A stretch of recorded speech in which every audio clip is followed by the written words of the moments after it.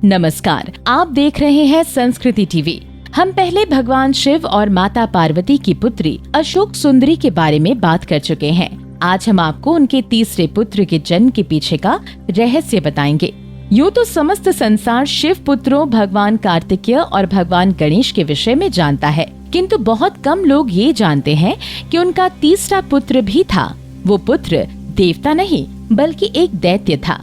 उनके इस पुत्र का नाम अंधक था। ऐसे हुआ अंधक का जन्म। अंधक की कथा का उल्लेख वामन पुराण में किया गया है, जिसके अनुसार एक बार भगवान शिव काशी में अपने ध्यान में लीन बैठे थे। तभी देवी पार्वती ने पीछे से आकर अपने दोनों हाथों से उनकी आंखें ढक दी।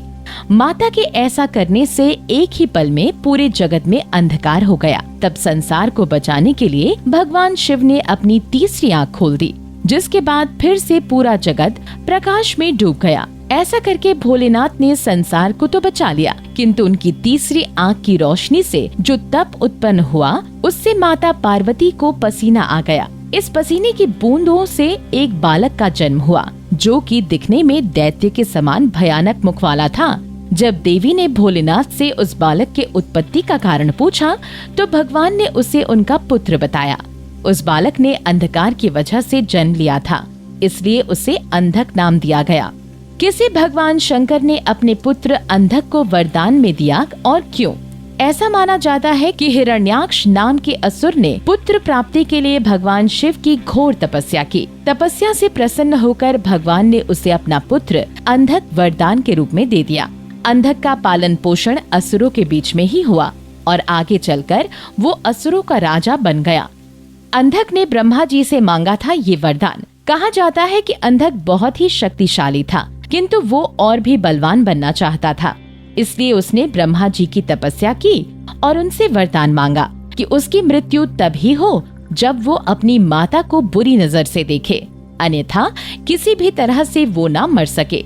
क्योंकि अंधक अपनी असली माता पिता के बारे में भूल चुका था, इसलिए उसे लगा कि उसकी कोई माँ नहीं है और वो अपने आप को अमर मानने लगा। क्यों करना पड़ा भगवान शिव को अंधक का वध? ब्रह्मा जी के वरदान से अंधक और भी बलवान हो चुका था और तीनों लोगों को जीत चुका था।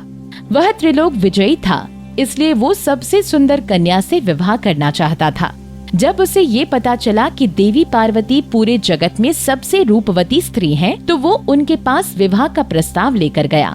देवी पार्वती ने क्रोधित होकर उसका प्रस्ताव ठुकरा दिया।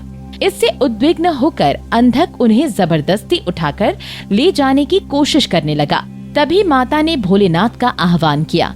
देवी की पुकार सुनकर भगवान सदाशिव प्रकट हुए और उन्होंने अंधक को चेताया कि पार्वती उसकी माता है। इसके पश्चात भी न मानने पर भगवान श्री रुद्र ने उसका वध कर दिया।